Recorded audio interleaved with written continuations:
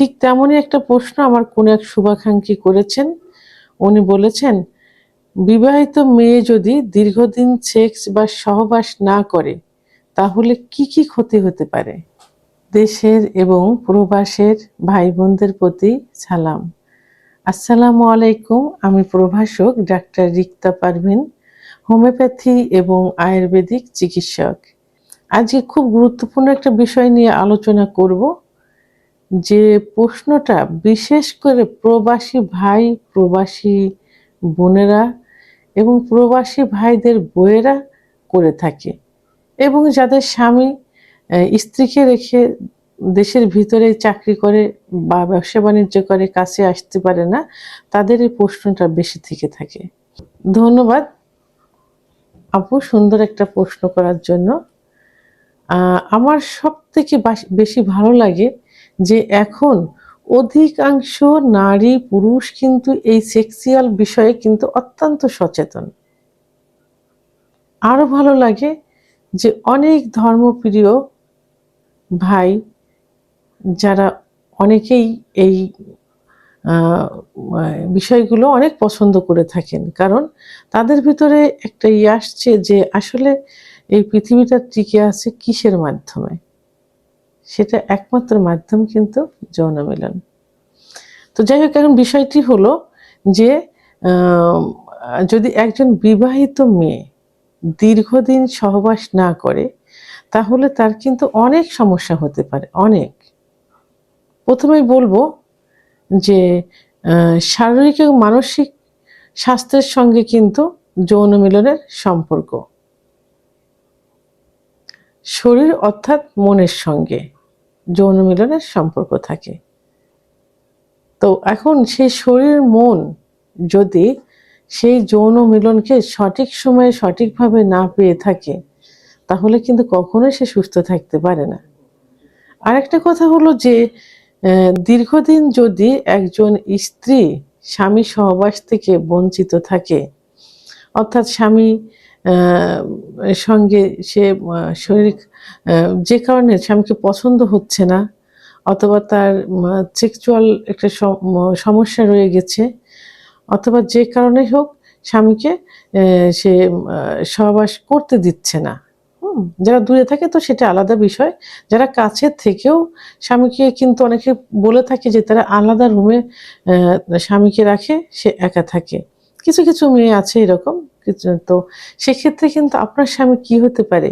আপনার স্বামী কিন্তু পরকীয়ায় লিপ্ত হতে পারে, এবং এর জন্য কিন্তু আপনার সংসারটা ভেঙে যেতে পারে। এই জন্য একটা মেয়ের কাছে এর থেকে বড় ক্ষতি কিন্তু আর কিছু নেই। তাহলে কি হলো? আপনার স্বামীকে আপনি হারালেন। এরপরে যে সমস্যাগুলো হয় সেই সমস্যাগুলো হলো যে একটা মেয়ের যখন দীর্ঘদিন সহবাস থেকে বঞ্চিত থাকবে, অর্থাৎ বিবাহিত মেয়ে, তার যোনিপথের মধ্যে বার্ধেলিং নামক একটা গ্রন্থি থাকে, যেখান থেকে কিছু পিচ্ছিল পদার্থ বের হয়, যার কারণে জায়গাটাকে পিচ্ছিল করে থাকে। তো এটা যদি কমে যায়, এটা দীর্ঘদিন সহবাস না করলে এটা কিন্তু কমে যায়, যার কারণে কিন্তু যৌন অক্ষমতা চলে আসে।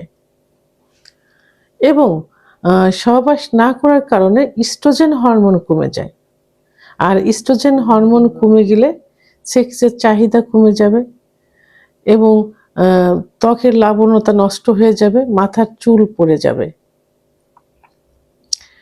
কোলাজেন নামক একটা উপাদান আছে, সেই কোলাজেন উপাদানের উৎপাদন কমে যায়, যার কারণে বয়সের ছাপ পড়ে যায়, শরীরে বয়সের ছাপ পড়ে যায়। এটা সহবাস দীর্ঘদিন বন্ধ রাখলে এটা হয়। দীর্ঘদিন সহবাস বন্ধ রাখার কারণে মাসিক যে চক্র থাকে, প্রতি মাসে মাসে যে পিরিয়ড হয় মহিলাদের, 28 দিন পর পর, কারো 30 দিন পর পর, কারো 35 দিন পর পর হয়, এই মাসিক অনিয়মিত হয়ে যায়। অনেক সময় দেখা যায় যে 2-3 মাস বন্ধ থাকে, আবার অনেক সময় দেখা যায় মাসিক ক্লিয়ার হয় না, পরিমাণে একেবারেই কম হয়। মাসিকের কালারটার অনেক পরিবর্তন দেখা যায়, কালারটা ঠিক মতো আসে না। এটা দীর্ঘদিন সহবাস বন্ধ রাখলে এটা হয়। সাদা লিউকোরিয়া ভাঙতে থাকে, অর্থাৎ সহবাস না করলে সাদা লিউকোরিয়া ভাঙতে থাকে। সাদা লিউকোরিয়া ভাঙার কারণে কি হয়, স্বাস্থ্যহানি ঘটে এবং রোগা সুগা জীর্ণ শীর্ণ দেখা যায়, শরীরে লাবণ্যতা থাকে না, গিরায় গিরায় ব্যথা হয়, অনেক সমস্যা দেখা যায়। জীবনী শক্তি একদম কমে যায়, সহবাস থেকে বঞ্চিত থাকলে জীবনী শক্তি কমে যায়, যার কারণে কি হয়, বিভিন্ন রোগ শোক খুব সহজেই বাসা বাঁধতে পারে। সহবাস করার কারণে ব্রেন থেকে এক ধরনের হরমোন নিঃসৃত হয়, যে হরমোন নিঃসৃত হওয়ার কারণে ঘুমটা, রাতের ঘুমটা বা দিনের ঘুমটা অনেক ভালো হয়।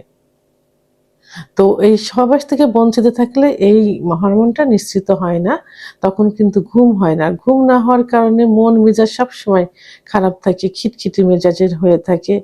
শরীরের পেশিগুলো, মাংস পেশিগুলো ব্যথা হয়ে থাকে, আড়ষ্ট হয়ে যায়, গিরায় গিরায় ব্যথা হয়, অর্থাৎ ব্লাড সার্কুলেশনটা কমে যায়। কারণ সহবাস কিন্তু বড় ধরনের একটা এক্সারসাইজ। সেহেতু একটা বিবাহিত মেয়ে দীর্ঘদিন সহবাস না করলে তার পুরো লাইফটাই কিন্তু শেষ হয়ে যায়। এবং সবচেয়ে বড় যে একটা সমস্যা দেখা যায় সেটা হলো মহিলাদের যে জরায়ুতে ক্যান্সার, সার্ভিসাইটিস, জরায়ুর যে ক্যান্সারগুলো হয়, যদি সহবাস থেকে দীর্ঘদিন একজন বিবাহিত মহিলা বঞ্চিত থাকে, তাহলে এই ক্যান্সার কিন্তু খুব সহজেই বাসা বাঁধতে পারে।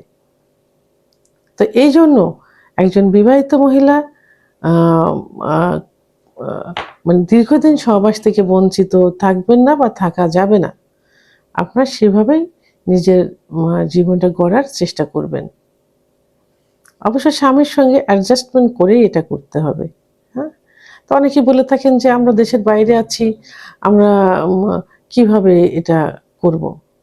তো আসলে চেষ্টা করতে হবে। অনেকেই কিন্তু দেশের বাইরে এখন তার ওয়াইফদেরও নিয়ে যাচ্ছে এবং বছরে বছরে কিন্তু অনেকেও আসছে। তো সেদিকে চেষ্টা করে যারা দেশের ভিতরেই থাকেন, নিয়মিত ওয়াইফের কাছে আসার চেষ্টা করবেন, ওয়াইফকে আপনার কাছে নিয়ে যাবেন, তাহলে এই বড় ধরনের ক্ষতির সম্মুখীন কিন্তু হতে হবে না। ভিডিওটি সম্পর্কে যদি কোনো মতামত থেকে থাকে অবশ্যই কমেন্টসের মাধ্যমে জানাবেন। আর ভিডিওটি ভালো লাগলে লাইক, কমেন্ট, সাবস্ক্রাইব করে আমার সঙ্গে থাকুন। আল্লাহ হাফেজ।